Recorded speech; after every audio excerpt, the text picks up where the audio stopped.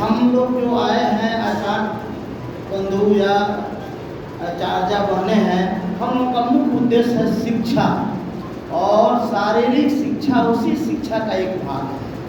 शिक्षा के अंतर्गत शिक्षा एक व्यापक अर्थ है और उसमें एक पार्ट है शारीरिक शिक्षा। आज कल शारीरिक शिक्षा को बिल्कुल, जैसा कि हमारे प्रांतीय सचिव साहब ने कहा है कि NEP में नई शिक्षा नीति 2020 में शारीरिक शिक्षा को अनिवार्य कर दिया है। और पूर्व से भी हम लोग भी जब पढ़ते थे बचपन में, तो उस तरह के शिक्षा बिल्कुल विकसित तरीके से नहीं थे, लेकिन कबड्डी, दौड़, खेलकूद ये सारे हम लोग के पढ़ाई के अंग होते थे और हम लोग उसमें भाग लेते थे। तो आप लोग जो आए हैं प्रशिक्षण में, यहाँ से अच्छे तरह से प्रशिक्षण लें और जा कर के अपने शिक्षण संस्थानों में प्रतिभाओं का चयन करें। आप लोग अपने दृष्टि से उन प्रतिभाओं को चुनें कि कौन बच्चे किस विधा में, मतलब कि उन लोगों का जो है मन लगता है। अभी सरकारी स्तर पर भी मसाल प्रतियोगिता हो रही है, जिसमें पूरे बिहार में और बहुत व्यापक पैमाने पर ये प्रतियोगिता हो रही है। इसके पीछे उद्देश्य यही है कि पढ़ाई के साथ साथ हमारे बच्चे स्वस्थ हों, शारीरिक रूप से स्वस्थ हों और विभिन्न खेलकूद, विभिन्न विधाओं में उनका योगदान हो। तो स्वस्थ रहने के लिए, विद्या सही ढंग से प्राप्त करने के लिए स्वस्थ मस्तिष्क की आवश्यकता है। और ये सारे लोग जानते हैं कि स्वस्थ मस्तिष्क स्वस्थ शरीर में ही होता है। A healthy mind in a healthy body, या sound mind in a sound body. तो बॉडी को और मस्तिष्क को स्वस्थ रखने के लिए शारीरिक शिक्षा उतनी ही अनिवार्य है जितना अनिवार्य हम लोगों के लिए खाना पानी।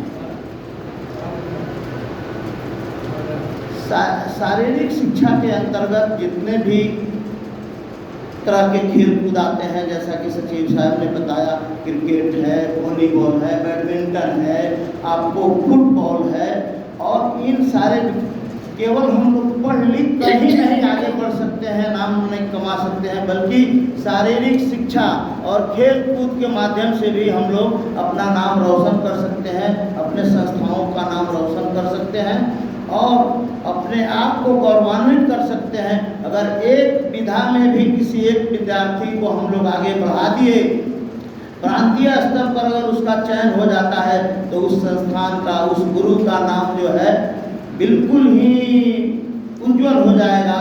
और सरकार की तरफ से ये नियम है कि प्रांतीय स्तर पर अगर किसी खेल में, किसी विधा में अगर कोई खिलाड़ी चयनित होता है, तो उसको क्लास 2 की नौकरी, DSP रैंक की नौकरी मिल रही है। प्रांतीय स्तर पर अगर वह चयनित होता है तो इस तरह शारीरिक शिक्षा के माध्यम से, खेल के माध्यम से हम लोग अपने राष्ट्र का, अपने राज्य का, अपने समाज का हम लोग विकास कर सकते हैं।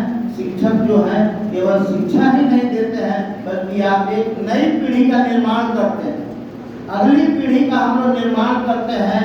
और इसमें आप आचार्य बंधुओं का, बहनों का बहुत बड़ा योगदान है।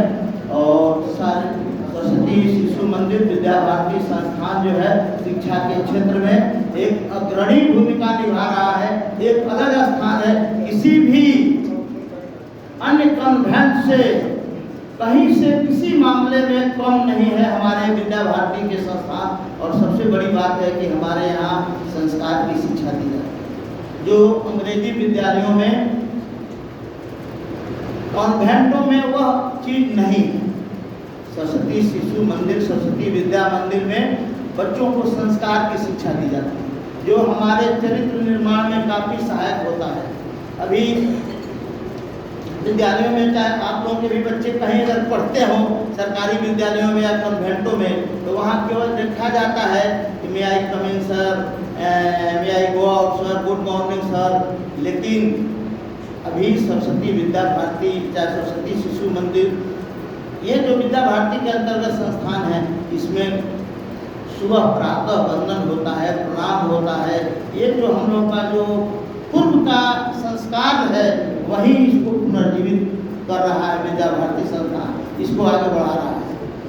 तो विद्या भारती संस्थान जो है बिल्कुल ही समाज के निर्माण में, अगली पीढ़ी के निर्माण में अग्रणी भूमिका निभा रहा है। और इसमें सबसे बड़ा योगदान हमारे आचार्य बहनों का है, आचार्य बहनों का है।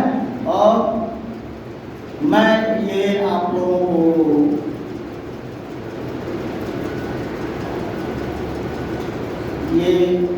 को मतलब कि हमारा सुझाव है कि आप लोग इस 5 दिवसीय प्रशिक्षण में विभिन्न विधाओं में जो प्रशिक्षण होंगे उसको सही ढंग से प्राप्त करके अपने विद्यालय में अपने शिक्षकों के बीच इसका जो है एक तरह से विचार विमर्श करके और इसका पूर्णतः उपयोग अपने विद्यालयों में, अपने संस्थान में करें, तभी इस प्रशिक्षण की सार्थकता होगी।